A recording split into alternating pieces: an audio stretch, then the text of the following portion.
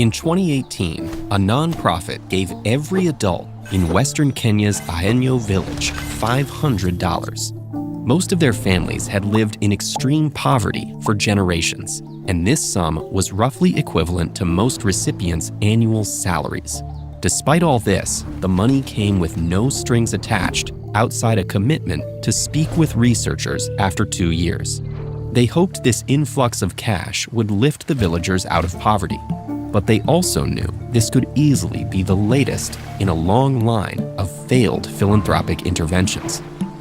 In the 1960s, charitable organizations began ramping up their philanthropic efforts, spending billions funding education, job training, agricultural development, infrastructure projects, and healthcare programs in attempts to help poor countries. These programs hoped to create a springboard of knowledge and capital that would foster financial independence and bolster struggling economies. But when economists started studying this kind of aid in the late 90s and early 2000s, they made some surprising discoveries. After running various randomized control trials where one group received education or job training and another group did not, the researchers found this kind of aid often had minimal impact. School supplies failed to improve education, job training didn't always raise incomes, and the benefits of nutrition education varied dramatically from group to group. These disappointing results even extended to newer philanthropic models. At this time, many theorists advocated heavily for microfinance, a model that offered small loans to aspiring entrepreneurs in weak economies.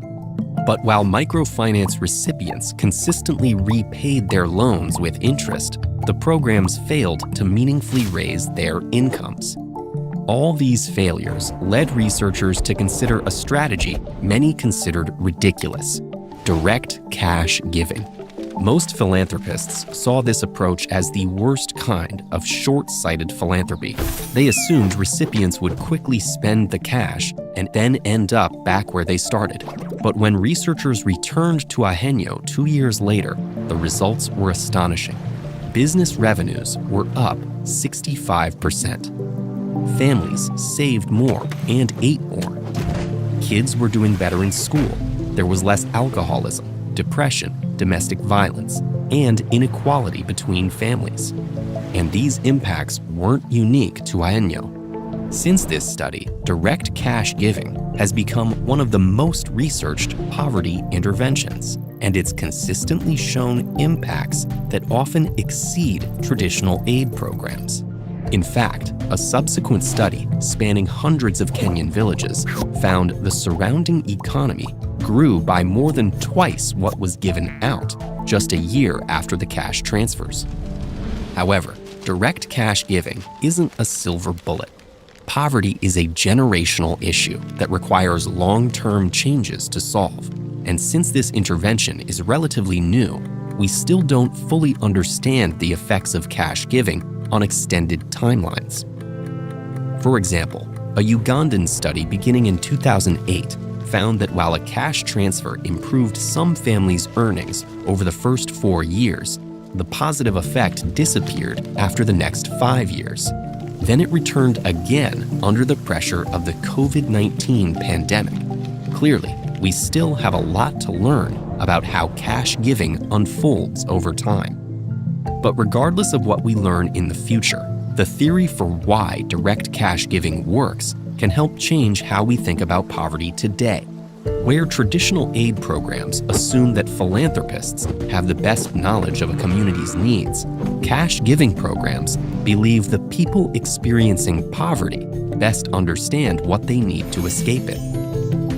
For example, perhaps for one person, repairing their home is more important to long-term success than starting a new business. And for another, ensuring their child can finish school might allow them to bring in more money in the future. Fortunately, we can afford this kind of help. Today, wealthy countries spend $200 billion a year in international aid, and philanthropists have $1.5 trillion more sitting in private foundations. We already have the means to eliminate extreme poverty. But doing so will require these institutions to trust the expertise of the people actually living in these conditions. So, how can we design programs that actually help lift people out of generational poverty? Take a look at the paradox of welfare programs and find out what we can do to fix them with this video.